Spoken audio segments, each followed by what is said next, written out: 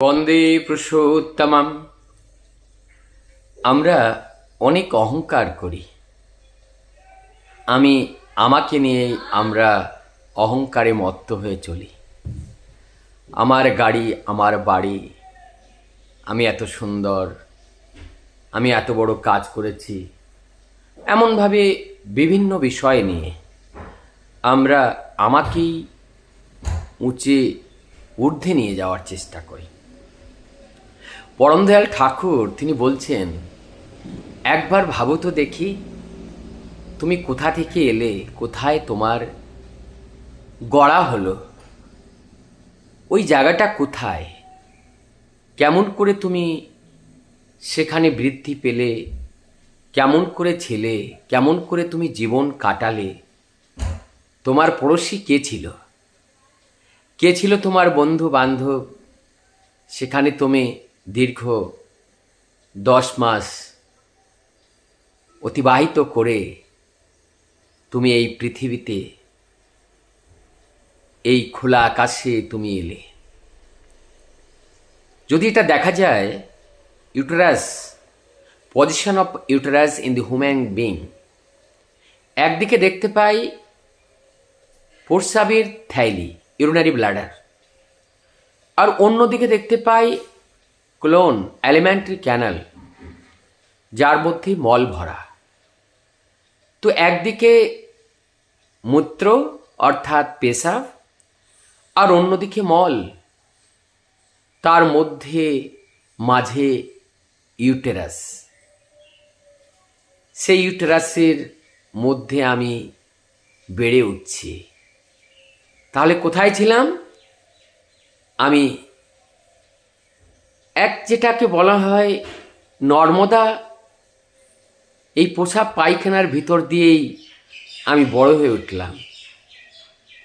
আমি যখন প্রসাব পায়খানার ভিতর দিয়ে আমি আসলাম, তাহলে এখানে শুদ্ধতার ভাগ অনেক কম, তাই তো?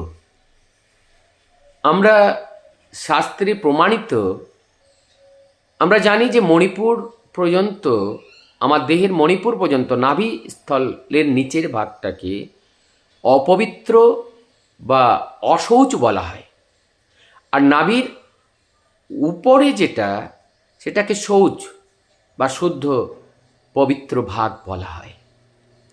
তাহলে আমরা নাভির নিচে আমাদের, সেখানে আমরা গড়ে উঠলাম।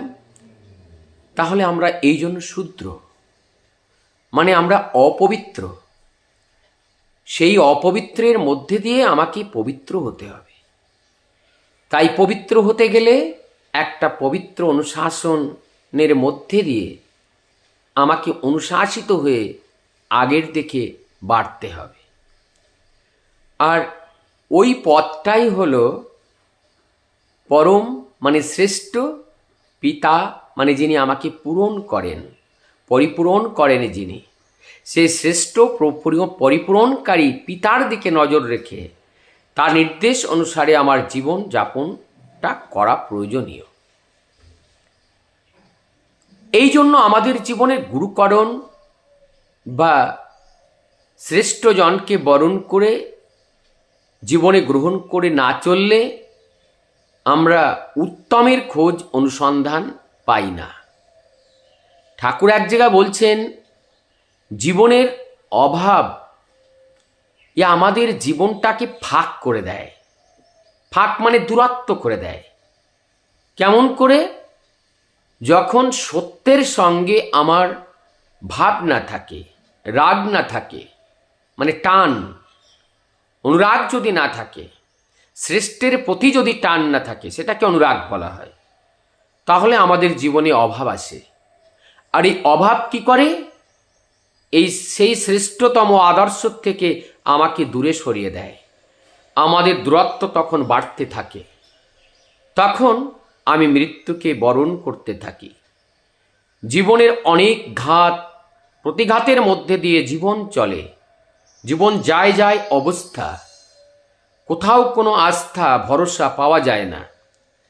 তবুও আমি যে অজ্ঞানের চশমা পরে আছি, আমার যে অজ্ঞানের চামড়া অত্যন্ত পুরো হয়ে গেছে, মোটা হয়ে গেছে, সেই কারণে চেতন চৈতন্যে আমি নাই। তাই চেতন চৈতন্যে আসতে গেলে আবার মধুমাতালকে ধরে যেমন বেঁধে তার নেশা ছাড়ানো লাগে, তেমনি করে এই জাগতিক জগতের নেশা একবার পেলে তাকে অনেক জায়গায় ধরে বেঁধেও তাকে ছাড়াতে হয়। তাই তেমনি করে আজ পরমপিতা তিনি এলেন এই ধরাধামে আমাদেরকে মুক্ত করে সেই পরমপিতার রাস্তায় নেওয়ার জন্য। আসুন আমরা সকলে আবার সেই গান গাইতে গাইতে চলি তার পথে। আবার আমাদের জীবনের সন্ধ্যা দূরীভূত হয়ে সকাল আবার আমরা ফিরে পাব। আবার আমরা ফিরে পাব সেই সুন্দর দৈবীয় আবহাওয়া। আবার আমরা ফিরে পাব সেই সংস্কার সংস্কৃতি যার মধ্যে দিয়ে আমরা অনুধাবন করে যদি চলতে পারি, আমরা আবার সেই মহামানবে পরিণত হতে পারি। আমাদের সাধারণ থেকে আমরা অসাধারণে পর্যবসিত হয়ে জীবনযাপন করতে পারি। বন্দে পুরুষোত্তমম।